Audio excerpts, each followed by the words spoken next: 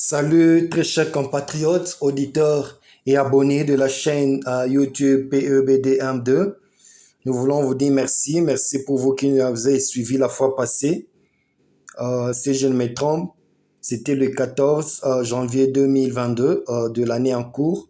Et aujourd'hui, c'est encore notre deuxième émission de cette année.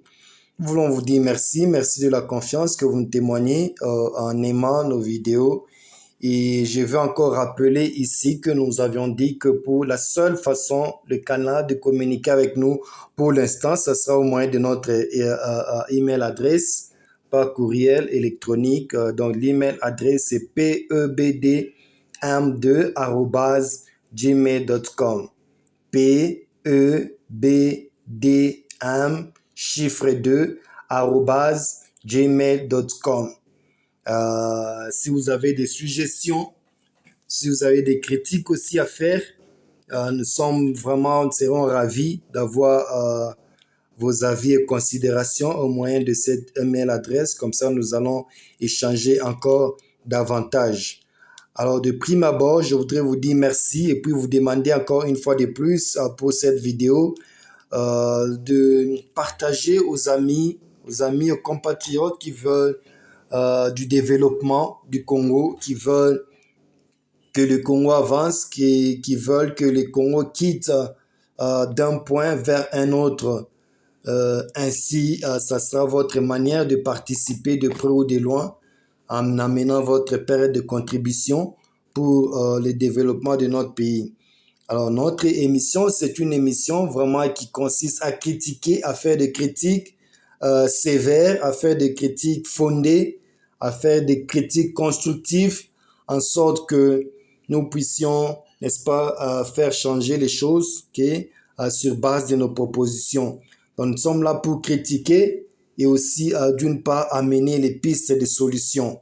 Je crois que ce sera une manière pour nous, ensemble, d'amener une pierre pour la reconstruction de notre pays qui a besoin de dignes fils d'apporter leur contribution et si de critiquer. N'oubliez pas, le chef de l'État a dit qu'ils ont besoin des gens qui critiquent que d'applaudir à tout moment. Donc la critique doit être objective, sinon pas seulement se limiter en critiquant, mais aussi en apportant certaines pistes de solutions. Ainsi, vous contribuerez à l'amélioration des conditions et du développement de votre pays. Alors, avant d'entrer dans le vif de notre sujet d'aujourd'hui, je voulais juste d'abord vous donner quelques informations et après cela, nous pourrions parler du thème ou bien élaborer sur ce que sera vraiment l'objet de notre émission d'aujourd'hui. Premièrement, c'est, comme vous le savez, c'est la démission ou non de monsieur Jean-Marc Abound qui n'est pas à présenter, qui est juste le premier président du Parlement de la RDC. Comme vous le savez, il y a quelques jours, il était vraiment à la une, mais ici, nous avions trouvé ça comme un non-événement. Nous n'avons pas voulu vraiment nous appesantir dessus parce que c'est un problème individuel. C'est un problème d'un fils du pays devant sa conscience qui avait décidé de démissionner. Bon, c'était d'abord par Twitter et après on dira que le compte a été piraté. Et vous vous rappelez, nous avons dit que ce n'était pas une manière officielle d'annoncer sa démission. Alors, vous avez vu tout ce balai qu'il y a eu, ok, du président, de son titulaire chez lui et de certains des compatriotes qui lui sont proches. Et on a promis la journée de demain, mardi 18, pour que la chose soit tirée au clair. Donc, nous attendons, nous saluerons sa décision. Je crois qu'elle est personnelle, s'il pourra aller jusqu'au bout de sa logique de démissionner ou pas. Et puis, pour nous autres, nous n'allons tirer que des conséquences. Alors, je sais que les Congolais sont premiers à demander aux gens de démissionner et sont encore premiers à interdire, ou bien à montrer la compassion lorsque quelqu'un, de son propre gré, voudrait démissionner, ça devient encore un problème. Alors pour nous, nous avons trouvé ça un fait bénin dans la mesure où c'est quelqu'un, pas de moindre, dont un acteur politique, et c'est pourquoi nous n'avons pas voulu vraiment nous appesantir beaucoup. Attendons demain, la suite sera là, nous allons tirer les conséquences, chacun en sa manière. Alors la deuxième information, c'est juste vous informer que le mercredi 19, le président de la République, son Excellence, Monsieur Félix Antoine Tshisekedi, deviendra le président de la CEEAC, qui n'est juste que la Communauté économique des États de l'Afrique centrale.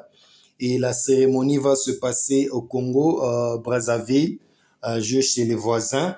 Et je crois, si je ne me trompe pas, à ce poste, il va succéder à son homologue, monsieur le président Denis Sassou Nguesso.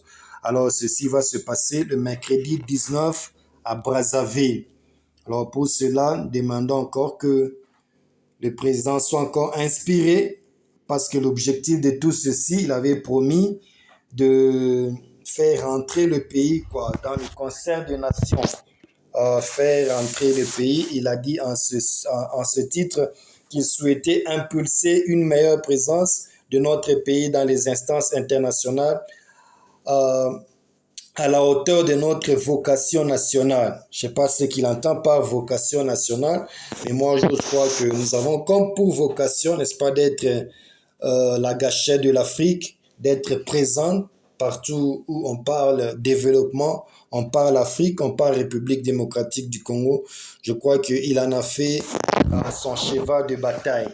Donc retenez que le mercredi 19, Monsieur le Président Félix Antoine Tshisekedi Tshilombo deviendra pour une année le président de la CEAC, qui n'est d'autre que la Communauté économique des États de l'Afrique centrale. Euh, Toujours dans le même ordre d'idées, nous voulons vous informer aussi qu'au mois de février, son mandat à la tête de l'Union africaine prendra aussi fin, et par conséquent, à ce poste, lui aussi sera remplacé par Monsieur le Président Macky Sall, l'actuel président du Sénégal. Et en outre, comme vous le savez déjà, pour ceux qui ne le savent pas, le président deviendra encore le président pour une année de la SADC. La SADC n'est autre que le Southern African Development Community. Et à ce titre, il pourra remplacer le président en exercice actuel, c'est le président du Malawi. Et voilà, donc tout ça, je sais que ce n'est pas une mince affaire. Et pour cela, tout Congolais, n'est-ce pas, sera appelé d'une manière ou d'une autre à accompagner le président dans cette différentes tâches, car comme je crois, ce n'est pas facile. Et en même temps, cette année, le souhait du président, c'est d'intégrer aussi la CEA, qui il est en plein processus d'adhésion, c'est-à-dire la communauté des États d'Afrique de l'Est, et aussi intégrer, n'est-ce pas, le mécanisme régional de suivi de l'accord cadre d'Addis Abeba. Donc là, ce sont les quelques informations sur le plan diplomatique que nous voudrons amener à votre connaissance. Et comme je disais, tout ceci, je le dis pour que Congolais, partout où vous serez, disséminés dans le monde, vous pourrez comporter comme sachant que vous représentez comme ambassadeur là où vous êtes la RDC, n'est-ce pas, dans ces différentes fonctions que le président va occuper cette année. Et la dernière information, c'était juste le lancement de 100 bus qui est dans le cadre du transport des étudiants, qui est sur l'objectif, c'est d'atteindre 600, qui va couvrir toute l'étendue de la RDC. Mais parce qu'on doit commencer quelque chose, quelque part, c'est à Kinshasa, okay, à Kinshasa que ça commence avec la livraison de 100 bus qui seront, n'est-ce pas, mis à la disposition des différents campus des étudiants pour leur transport. Alors là, j'ai vu une polémique que moi je considère vraiment de moindre sur l'effigie, sur le visage du chef de l'État sur ces bus. Mais moi, je crois, écoutez, que l'important, c'est le service que doit offrir ces bus. D'autres petits détails, c'est encore des discussions stériles qui ne vont pas nous amener quelque part. Aussi longtemps que ces bus serviront aux étudiants d'arriver dans leurs différents campus à temps. Et c'est ça l'objectif. Et aussi, nous demandons aussi aux étudiants de considérer ça comme des biens communs. Donc, de prendre conscience en tant qu'usagers de ces bus pour maintenir, en termes de propriété de ces bus, en termes d'usage, pour que ça puisse profiter pendant des longues années. Okay? C'est pour eux qu'ils soient un peu conscients sur les âges. Je ne sais pas pratiquement c'est à un coût spécifique ou bien c'est gratuit. Là, je ne sais pas, mais tout ce que je peux vous informer, c'est qu'un lot de 100 bus sera livré demain mardi okay, aux étudiants pour leur transport vers leur lieu d'études. Alors, nous allons entrer maintenant dans le vif de notre émission d'aujourd'hui qui consiste sur euh, la planification des projets de développement de 145 territoires. Comme vous le savez, lors de sa tournée dans l'espace Grand Kassai, le président avait annoncé un projet qui pourra, n'est-ce pas, profiter au développement. En fait, si je peux, comment dirais-je, parler en bref, l'objectif de ce projet 145 du développement des 145 territoires aura comme pour objectif réduire la pauvreté et les inégalités sociales à travers tout le pays. Donc, c'est un grand projet. C'est pourquoi j'ai voulu m'appesantir là-dessus parce que l'expérience du passé nous montre que les projets n'ont pas été vraiment bien fignolés. Ça n'a pas vraiment atteint les objectifs tels que assignés. Je crois qu'il y a eu des failles. Il y a eu des failles, commençant par le projet des 100 jours. Vous connaissez mieux que moi ce que ça produit. Il y a des gens qui se sont retrouvés en prison. Il y a des gens qui ont été accusés. C'est pas de corruption. Donc, ça n'a pas vraiment atteint les objectifs escomptés. Après ça, nous sommes en train de voir aussi le projet Chile Gelou qui a été aussi lancé, qui a fait aussi parler de lui, comme vous savez, un de ses conseillers, en la personne de M. Marcelin Bilomba, qui a même été démis de ses fonctions au sein de son parti politique, l'UDPS, étant accusé de détournement d'argent. Mais je crois l'instance habilitée a tranché pour dire qu'il n'y avait pas, il n'y avait rien de détournement et que le projet avançait bien. Alors, ce projet sera presque le troisième sur le plan d'infrastructure. C'est comme ça nous avons voulu amener notre pierre de contribution pour que cette fois-ci, ça se passe vraiment avec tous les succès qu'il faut. Parce que je vois que le président vraiment en fait son cheval de bataille. Donc, retenez que le dimanche 16, donc, qui était hier, c'était pour la deuxième fois en une semaine qu'il y a eu réunion avec le comité politique de pilotage du projet de développement à la base de 145 territoires. Donc, c'était pour la deuxième fois qu'il a pris ce projet, qu'il est en train de prendre ce projet vraiment à bras le corps pour sa réussite. C'est pourquoi je veux vraiment inviter tous les Congolais qui peuvent d'une manière ou d'une autre dans leurs différents secteurs de pouvoir aussi s'approprier de ces projets pour que ça puisse amener des résultats escomptés. Donc, c'était pour la deuxième fois. Alors, pendant cette réunion avec les membres du gouvernement, de quoi a-t-il été question? Il a été question de s'imprégner de la planification stratégique de ce vaste projet. Alors, quand on parle de thèmes comme planification stratégique, je crois que c'est lié un peu à tout ce que je sais au commencement, les débuts, les différentes phases de ce projet, en quoi ça va consister et combien de temps ça va prendre, qui seront les acteurs, les stakeholders qui vont, n'est-ce pas, participer pour l'aboutissement de ces projets. Et puis de répartir les tâches. Les tâches, donc, qui va faire quoi entre les ministres sectoriels et le cabinet présidentiel. Encore, ces deux secteurs sont les secteurs vraiment qui nous amènent toujours des problèmes dans l'exécution des projets du pays. Ok, donc les ministres sectoriels et les conseillers du chef de l'État qui sont accusés à tort ou à raison des fois d'être responsables de l'échec ou de non-aboutissement de ces projets. Je crois que c'est tout à fait normal que ces deux soient vraiment les institutions clés, d'une part le gouvernement et aussi le cabinet personnel chef de l'État pour suivi de l'exécution de ces projets. Et la planification de ce vaste projet, je l'ai dit, et aussi, n'est-ce pas, intégrer toutes les idées pour s'assurer que le projet sera exécuté tel que souhaité.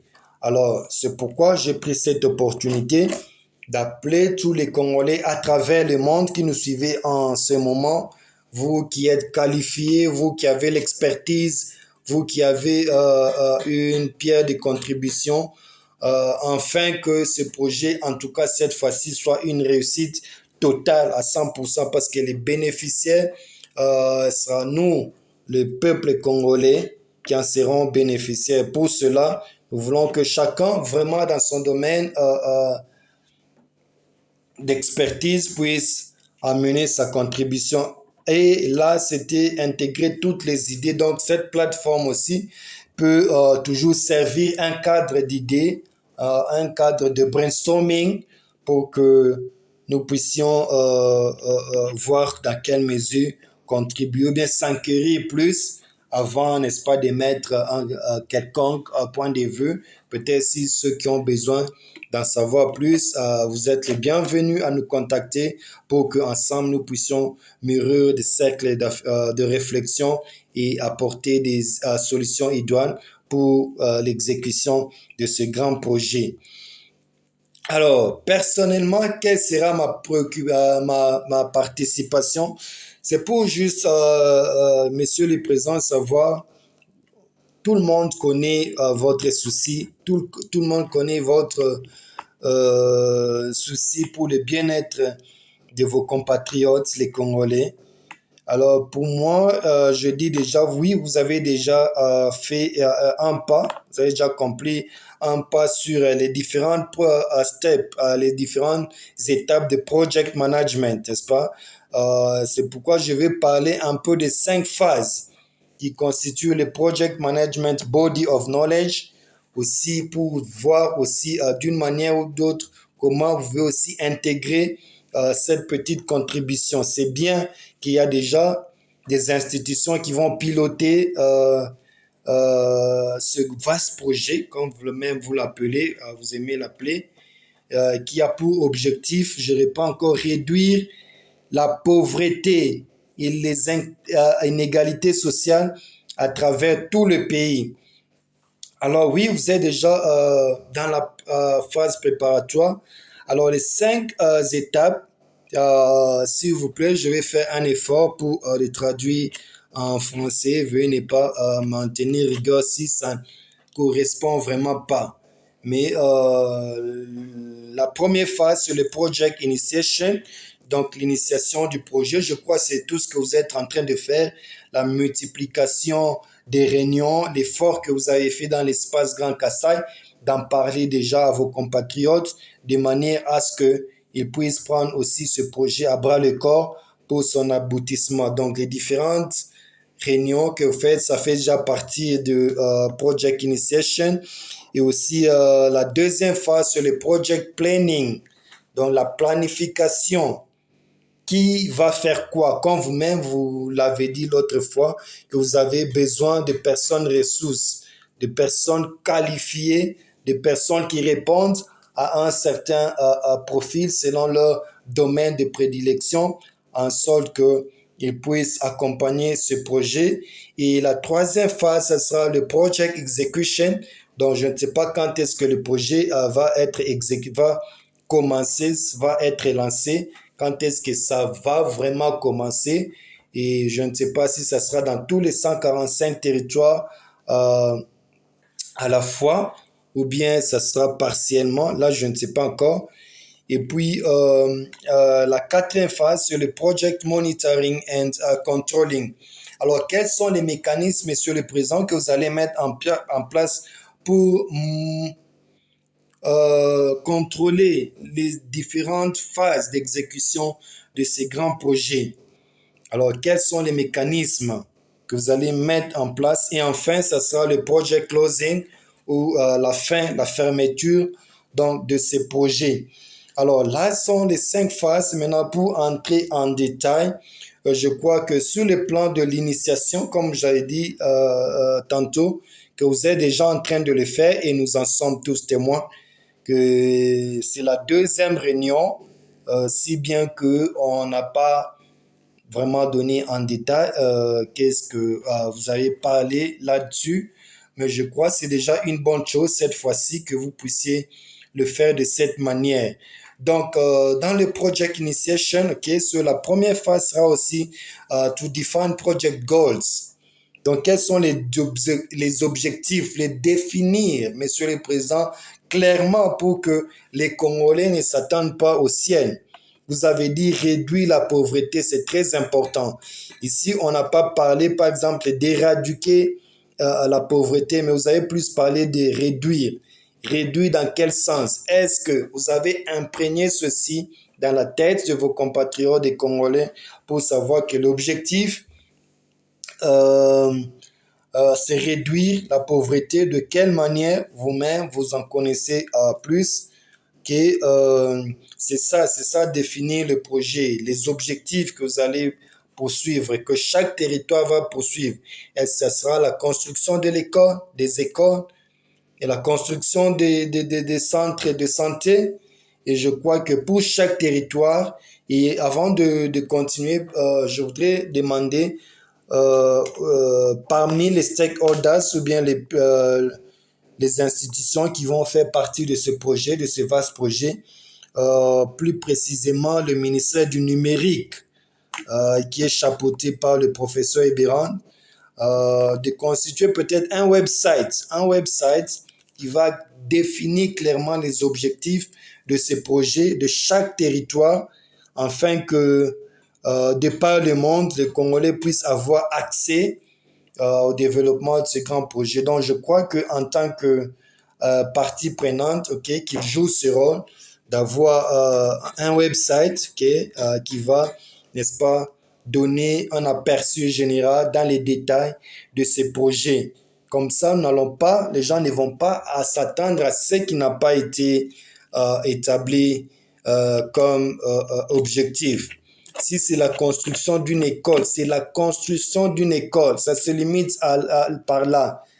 La construction d'une école ne veut pas aussi dire forcément l'équipement, équiper l'école.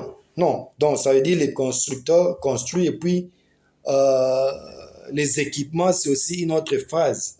Donc je crois que la définition des projets et de ses objectifs sont très importants pour que demain, on ne puisse pas dire que tel a été fait ou tel n'a pas été fait, surtout que le pays, depuis un certain temps, est habitué à des projets qui sont toujours inachevés. Je crois que dans le Project Initiation, la définition des objectifs clairement sera les bienvenus encore avant l'exécution de ce projet. OK, toujours parlant de Project Initiation, je crois que vous devrez aussi créer ces business case, chart, donc une façon de dessiner, qu'on sache que d'ici à là, qu'est-ce que doit être fait. Donc, je crois que ça sera comme un roadmap, ok, pour montrer comment est-ce que l'exécution de différentes phases du projet va se tenir. Et puis, sur la deuxième phase, nous avons parlé de planning. Il faudra aussi define the scope, donc définir, c'est presque la même chose quand vous parlez de euh, réduire la pauvreté. Qu'est-ce que vous pensez par là? Dans la pauvreté, actuellement, il y a combien de pourcents? Et vous voulez amener ça à quoi? Je crois que c'est ça ma meilleure façon de définir. Et puis les inégalités sociales. Donc, nous devons d'abord savoir, prendre conscience qu'actuellement, donc, il y a inégalité, mais dans quelle mesure, comment aussi vous pensez, n'est-ce pas, le réduire. Ce ne sera pas la diminution des salaires de quelques-uns, comme nous l'avons vu avec la gratuité de l'enseignement. Donc, ce sont toutes ces choses. Voir dans quelle mesure, là, il faudra réduire, là, il faudra augmenter, en sorte que ça n'amène pas des frustrés. Okay? Parce que si on veut balancer et on n'est pas en mesure d'atteindre, n'est-ce pas, le sommet, et qu'il faille peut-être diminuer, comment vous allez procéder. Okay? Je crois que ce sont des exemples que nous avons vus lors de, comment dirais-je, de la gratuité de l'enseignement, sont des choses qui ont frustré les uns et réjouir les autres. Je crois comment définir de quelle manière en avant ces choses seront procédées. Et toujours dans le planning, vous devez aussi nous dire comment vous définissez le rôle et les responsabilités. Parce que là, vous parlez des ministres sectoriels et le cabinet présidentiel. Donc, comment est-ce que vous allez définir le rôle et la responsabilité de chacun pour qu'il n'y ait pas clash lors de l'exécution ou du commencement de ce projet, afin qu'on sache qu'est-ce qu'on est appelé à faire. Si on est, je ne sais moi, en construction, par exemple, vous êtes, je ne sais pas moi, constructeur, donc qui est-ce que est appelé à suivre le processus sur le plan de la construction des infrastructures, par exemple. Je crois que la définition pourra aussi amener moins de frustrés, que ne soit pas comme nous avons vu avec le cas de votre conseiller spécial où l'organe habilité est venu à la fin, après que les spéculations ont été déjà faites sur la personne de quelqu'un, c'est après viendront éclairer. Je crois que cette fois-ci, tout doit se faire en amont, okay, tout en sachant quels sont les rôles et les responsabilités de chacun, de chacune des institutions qui vont faire partie de l'exécution de ce vaste projet. Et puis, la troisième phase sur l'exécution, avant de commencer, est-ce que vous êtes déjà rendu compte que alloquer des project resources, donc toutes les ressources nécessaires pour l'exécution de ce projet sont déjà là pour qu'on ne retombe pas avec le cas, par exemple, du barrage de Katende où nous sommes en train de voir le matériel stationné au Katanga, des choses comme ça. Cette fois-ci, nous demandons, Monsieur le Président, enfin que le projet ne prenne pas le retard. Devons vous rassurer que toutes les ressources sont prêtes. Donc, dès que le go est donné, qu'on ne commence pas à attendre le train, je ne sais pas moi, ou bien le ciment qui va quitter du point A vers le point B, est-ce que tout ça c'est déjà mis en compte? Et aussi, toujours dans l'exécution, il faut aussi voir comment manager les project resources. Donc, ce n'est pas seulement avoir ça, parce que si ça y est, là maintenant, comment aussi les manager? Comment se rendre compte qu'il n'y a pas gaspillage? Okay? Donc, je crois que c'est important de faire tout qu'il n'y ait pas gaspillage. L'abondance de biens ne nuit pas, dit-on.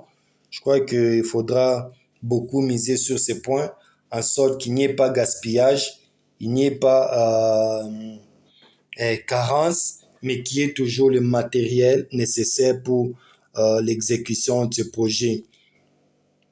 Build the project or process. Comme je dis, je n'en connais pas vraiment beaucoup. Ici, je suis en train juste de donner les grandes étapes. Donc, comment est-ce que vous avez planifié à avoir la procédure, Là, en tout cas, je ne sais pas, j'en connais vraiment pas grand-chose, donc il n'y a pas moyen, mais tout ce que je peux conseiller, c'est que vous ayez déjà la procédure de comment le projet pourra évaluer. Et puis, ok, nous étions en train de parler toujours sur le plan de l'exécution. La dernière phase, ça sera meet often and fix issues as they arise. Ok, ça veut dire multiplier des rencontres afin, n'est-ce pas, de pallier aux problèmes, ok, tels que ça va se présenter. Donc, ce sont des œuvres humaines. Nous ne savons toujours pas quand est-ce que on peut être buté à certaines difficultés, mais je crois que avec la multiplication de visites sur les sites, ça pourra toujours permettre à être proactif. Ça veut dire, dès qu'il y a des problèmes qui peuvent surgir pendant l'exécution de ce projet, comment le fixer pour ne pas attendre. Donc, être toujours proactif, peut-être s'il y a manque de telles ressources, où est-ce qu'on peut les avoir, est-ce que ça va retarder peut-être l'exécution du projet ou pas. Donc, voilà ce que nous demandons. Et aussi, la dernière étape, pardon, l'avant-dernière étape sera monitoring and control, qui, comme je dis, c'est un vaste projet qui, pendant l'exécution, faudra toujours track the effort and cost. Ça veut dire évaluer en termes d'argent, qui par le département en charge qui sera le financement de ce projet, en sorte que qu'il n'y ait pas aussi carence en termes de d'argent. Je ne sais pas. Tout ce que je sais, c'est que chaque province pourra bénéficier de 10 millions de dollars, mais qui seront approvisionnés en deux étapes, 5 millions et puis 5 millions. Donc, je crois que en termes d'argent, je crois que c'est déjà prêt, ok, si bien que ça sera donné, ok, par tranche. C'est toujours bien d'évaluer aussi ce qui a été fait. Et je crois sous cette phase, ce qui est encore important, c'est prevent any chance for disruption. Donc, prévenir tout ce qui peut arriver pour, n'est-ce pas, interrompre l'exécution de ce projet. Donc, par là, ça passe par allouer, mettre des personnes ressources qu'il faut pour faire ces différentes, n'est-ce pas, tâches. Et en fin de compte, ça sera the completion. Donc, l'accomplissement de ce vaste projet, ok, and over deliverable, ok, so quels sont les objectifs, comme je l'ai dit, vous devrez les clarifier, les quantifier, afin que à la fin, avec un checklist, qu'on voit si c'est telle école qui devrait être construite, est-ce que ça a été fait? Oui, tel hôpital, telle route, autant de kilomètres qui devrait être fait, est-ce que ça a été accompli? Oui. Si pas, quelles sont peut-être les failles qu'il y a eu? Donc voilà un peu ces différentes étapes quand il en vient, n'est-ce pas, project management, qui est notre contribution. Et j'en appelle encore à ceux qui voudront aussi amener leur pierre. En tout cas, n'hésitez pas à nous contacter en sorte d'amener votre expertise. Alors, pour résumer toutes ces étapes, je crois vous parler maintenant des objectifs qui sont le SMART et le CLEAR. SMART, ça s'écrit comme S-M-A-R-T, okay, c'est un acronyme. Ok, par S, c'est spécifique. Je crois que nous ne voulons pas d'un projet vague, Monsieur le Président. Nous voulons que les personnes ressources bien vous-même, parce que j'ai vu quelque part que avant le commencement de ce projet, vous préconisez parler au peuple congolais pour, n'est-ce pas, un peu y parler en large, en long et en large sur ça. Donc, je crois que ça doit être spécifique dans tel territoire, par exemple. C'est ça qui doit être fait pour qu'à la fin ou bien pendant l'exécution de ce vaste projet, qu'on ne puisse pas tomber encore euh, dans ce que nous avons connu dans le passé. Nous sommes en train de connaître avec les projets Chile Gelou. On parle de 14 millions alors que c'est encore 3 millions. Et c'est pourquoi, c'est pour combien d'édifices, combien de bâtiments. Quand vous dites bâtiment, bien vous dites infrastructure. Pour ceux qui ne sont pas de ces domaines-là, ça veut dire quoi un bâtiment? Ça veut dire quoi une infrastructure? Ça veut dire quoi une école? Avec quels critères? Je crois que ce sont les choses dont nous voudrons voir cette fois-ci pour que ce projet soit vraiment un succès. Alors, le M, c'est measurable. Je crois que, Monsieur le Président, vous n'êtes pas tenu à faire des choses que nous savons que nous ne serons pas en mesure de les atteindre. Si on ne veut pas des promesses, on ne veut pas des choses qui frappent, n'est-ce pas, mais qui sont impossibles. Donc, je crois que vous devrez les mesurer selon les moyens qui est à la disposition dans la caisse de l'État. Donc, je crois que ça doit être mesurable. Je crois que ça ne doit pas être exagéré. Ne faites pas des promesses fallacieuses ou bien la volonté y est, mais simplement dans l'exécution, ça peut souffrir de quelques impondérances. Alors, le A, c'est attainable, okay, comme je dis, dans les objectifs à atteindre. Ne pas faire promettre de construire les ponts là où il n'y a pas de l'eau qui passe. Donc, je crois que ces projets, nous voulons que ça soit vraiment limité dans le temps et dans l'espace avec les moyens de bord. Oui, c'est vrai, je sais que vous voudriez faire plus que ça, mais je crois que ça doit être des objectifs atteints, à ne pas abandonner comme nous avons vu malheureusement avec les projets des 100 jours, les images qui font mal, qui est des choses abandonnées à leur propre sort. Je crois cette fois-ci, vraiment, soyez méticuleux pour que ceci puisse avancer. Réalistique, ok, c'est donc, ok, vraiment avec les moyens de bord, ok. Il ne faut pas mettre la barre plus haut, très, très, très haut, alors qu'on sait que on n'a pas tous les nécessaires. Donc, soyez vraiment franc, ok, ok, réalistique. Donc, avec les moyens que dispose, n'est-ce pas, l'État, qui accomplir ceci. Et puis, timely, ok, ça c'est pour le T.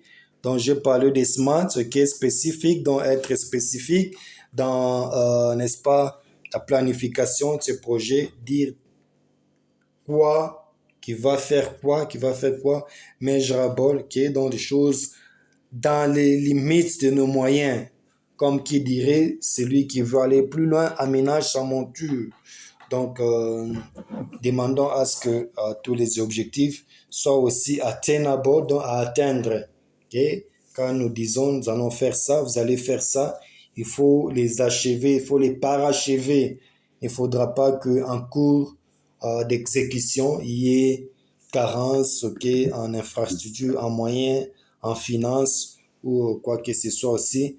Réalistique, comme je dis, en tout cas, tablé selon les moyens de bord et non faire des promesses ou bien la volonté, mais sachant qu'il n'y a pas assez de moyens pour les atteindre timely. Okay? Cette fois-ci, nous ne voulons pas avoir un projet vague. Donc, quand vous allez le lancer, il faudra aussi nous dire quand est-ce que ça va, combien de temps ça va prendre. Okay? Mais avec la possibilité d'extendre déjà, si en cours d'exécution de ce vaste projet, il y aura des matériels qui ne vont pas être disponibles, ou aussi ça peut aussi s'exécuter avant même la date butoir. Donc, c'est une possibilité aussi. Donc, veuillez vraiment tenir compte de ceci.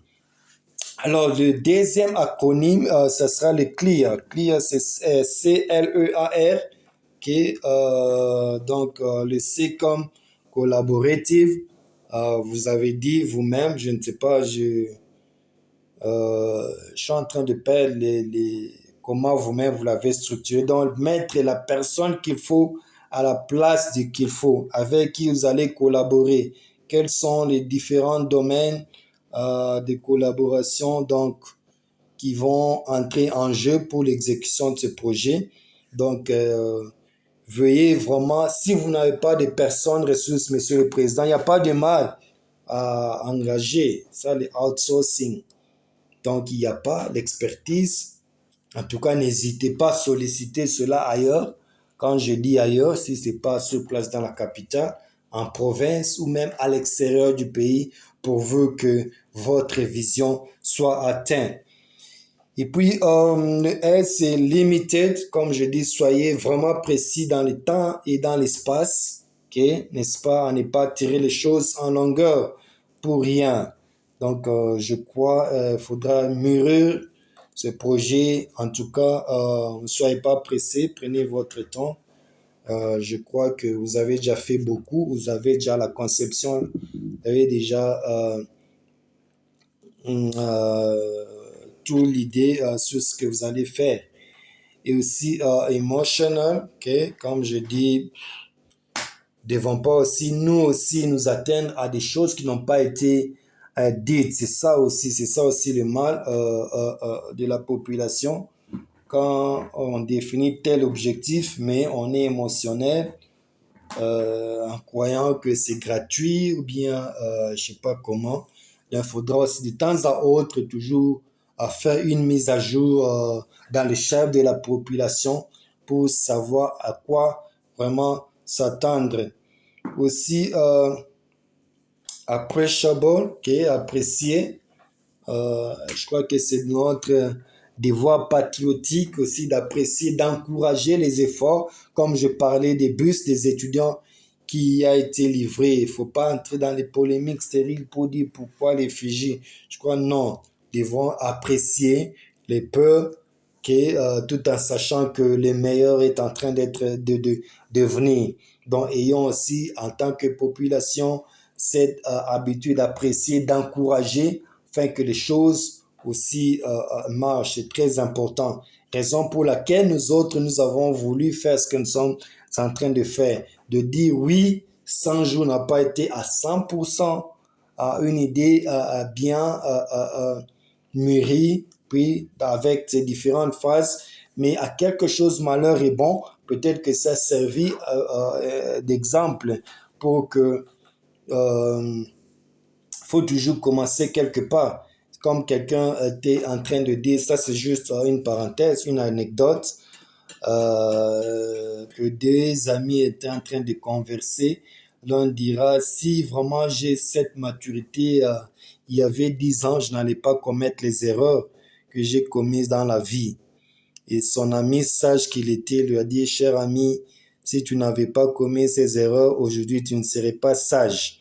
Donc c'est comme pour dire, à quelque chose malheur est bon, vous avez beaucoup appris des failles qu'il y a eu lors de l'exécution du projet 100 jours de Tilégelu qui est en cours. Nous croyons aussi déjà que ça sert de projet pilote pour que cette fois-ci, avec ce vaste projet de 145 territoires, nous devenions matures par rapport aux failles que nous avons eues dans le passé, quoi.